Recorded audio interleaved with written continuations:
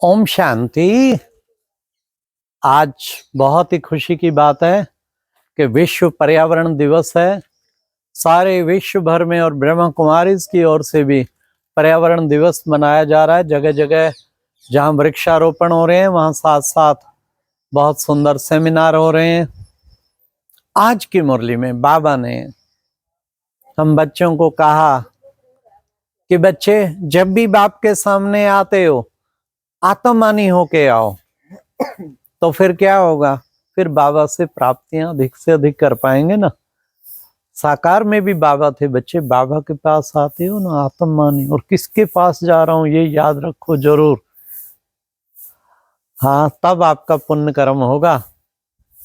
या बाबा ने आज कहा कि बाबा घड़ी घड़ी कहते हैं बच्चे आत्ममानी बनो। ये शरीर तो अलग अलग है, सबके शरीर द्वारा पार्ट आत्माएं बजाती हैं।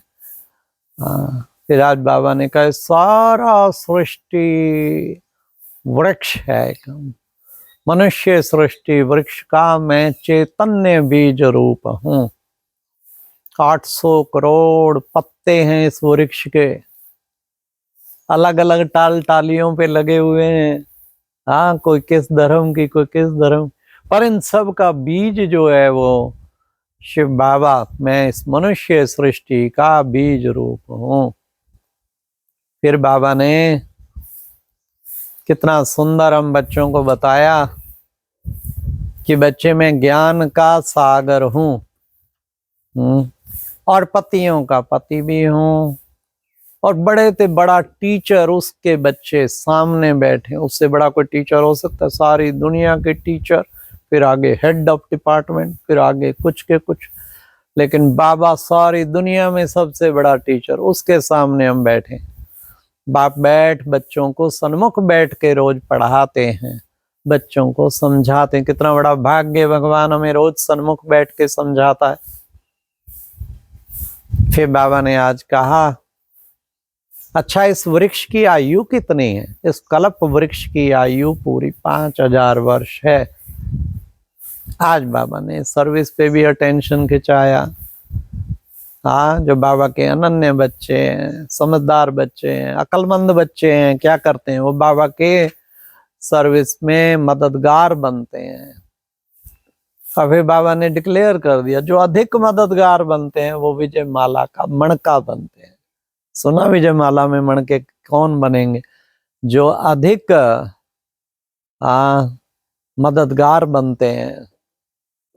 फिर बाबा ने कितना सुंदर हम बच्चों को बताया कि तुम बच्चों को अपनी जीवन, अब अक्लमंद बच्चे वो जो अपनी जीवन सर्विस में लगा दे, में बाबा की सर्विस में लगा देने का एक धुन होना चाहिए। हम सर्विस में लगा दें। तो बाबा ने कहा बच्चों को ऐसे सर्विस करनी है।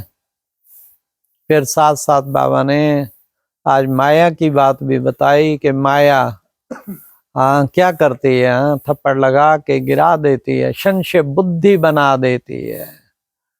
संशय बुद्धि बन के फिर छोड़ देते हैं और बाप को फारकती दे जाते हैं। बाबा के अच्छे समझदार बच्चे जिन्होंने अच्छी तरह समझा है वो सहज दूसरों को भी समझा सकते हैं। वो कभी भी फारकती नहीं देंगे बाबा को। बाबा ने कहा काम महाशत्रु, इससे हार खाई तो बच्चे ये गिरा, फिर कितना बच्चे नुकसान हो जाता है। इसलिए बच्चों को बहुत अटेंशन रखना है, माया के तूफानों में हिलना नहीं है। आज बाबा ने कहा तुम हो महावीर, तुम्हें माया का कोई तूफान हिला नहीं सकता। फिर बाबा ने कहा जो बच्चे अच्छी रीति पढ़ाई पढ़ते हैं उन्हें बहुत खुशी होती है। ये बेहद का ज्ञान जो है ना बच्चे, बड़ा सुख देता है। हद के ज्ञान से हद का सुख मिलता है और बेहद के ज्ञान से बेहद का सुख मिलता है। बाबा कहते बच्चियां पुकारती हैं बाबा हमें बचाओ, निर्वस्त्र होने से बचाओ, अर्थात विकारों से बचाओ, अत्याचार होते हैं। अबलाएं पुकारती हैं बाबा को, और बाबा आके बाबा ने कितना सुंदर बताया, याद के सिवाय कोई उपाय नहीं है। आपको अपने बंधन खुद काटने योग बल से। बाबा ने कहा जब योग बल होता जाएगा तो माया का बल कम होता जाएगा, माया धीरे धीरे भाग जाएगी, तूफान बिल्कुल नहीं आएंगे। इसलिए बच्चों को याद की यात्रा में पूरा रहना है। अपने आप को आत्मा समझ के बच्चे बाप को याद करेंगे तो तुम्हारे विक्रम विनाश होंगे।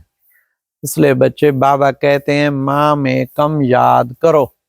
देखो बच्चे, शुरू में भट्ठी बनी, कितने थे, 350 भाई बहने शुरू में आए, ज्यादातर बहने हैदराबाद सिंध में।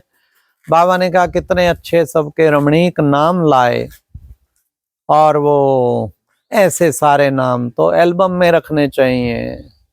बाबा ने कहा रमणीक नाम लाए ना। फिर उनमें भट्ठी में कोई भी अंदर आ नहीं सकता था, वो थी असली पहली भट्ठी। बाबा ने कहा अब तो भट्टी में मोबाइल भी लेके बैठते हैं, घड़ी घड़ी फोन भी कर रहे हैं, भट्टी भी कर रहे हैं। अब बाबा पहले तो भट्टी में कोई आ नहीं सकता। बाबा कहते थे कोई संकल्प भी आ गया फिर करो 7 दिन भट्टी, फिर करो 7 दिन भट्टी। ये था भट्टी का। फिर बाबा ने कहा कि बच्चे, बाबा तुम बच्चों को अब आया है वापस ले जाने, और ये वही महाभारत की लड़ाई है। लेकिन बच्चे, जब तक तुम बच्चे कर्मातीत अवस्था नहीं होती, जब तक तुम संपन्न नहीं बने, तब तक ये कुछ भी हो नहीं सकता। भले बहुत कुछ लगेगा, तो जल्दी होने वाले हैं ना, अब तो बहुत निकट आ गया ना टाइम। बाबा ने कहा बाकी थोड़े रोज हैं, अब तुम उस दुनिया में जाने वाले हो, अभी सब परिवर्तन होने वाला है, तैयारियां हो रही हैं पूरी। फिर बाबा ने कहा सतयुग में भाषा कौन सी होगी बच्चे, संस्कृत होगी? नहीं, यहाँ की भाषा वहां चल ना सके, देवताओं की भाषा अपनी ही होगी। बच्चियां जाती हैं सूक्ष्म वतन में, अनुभव करके आती हैं। बाबा ने कहा कैसे सुंदर सतयुगी दुनिया में सब 16 कला संपूर्ण होंगे, संपूर्ण निर्विकारी होंगे, सर्वगुण संपन्न होंगे।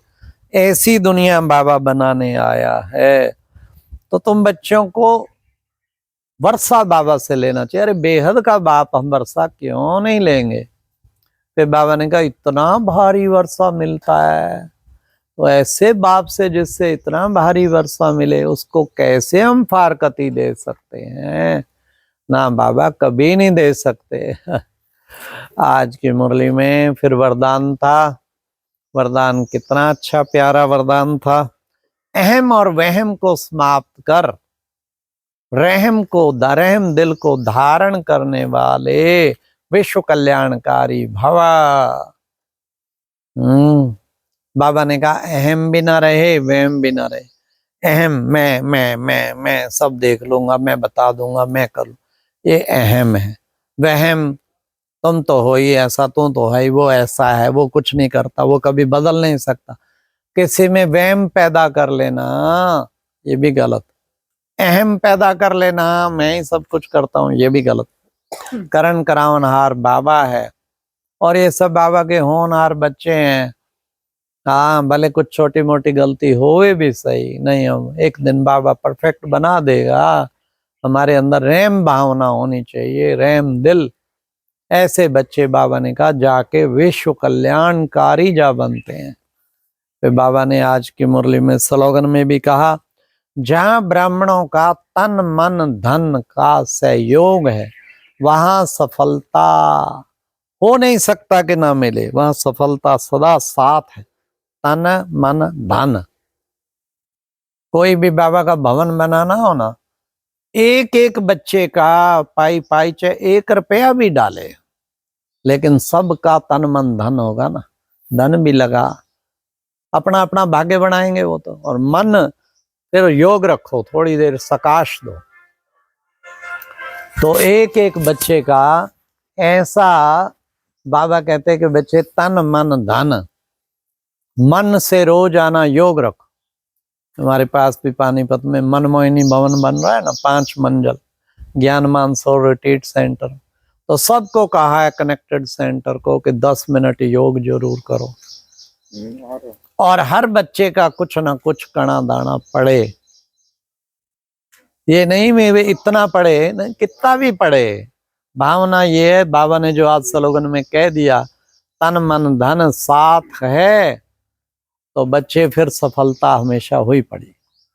आत्मिक स्थिति में रहने के लिए भी बाबा ने कहा सदा आत्मिक स्थिति रहो, तो आपकी स्थिति ऊंची श्रेष्ठ रहेगी। अच्छा, ओम शांति। ये थी आज की मुरली से दिल में छपने वाली गहराई की बात।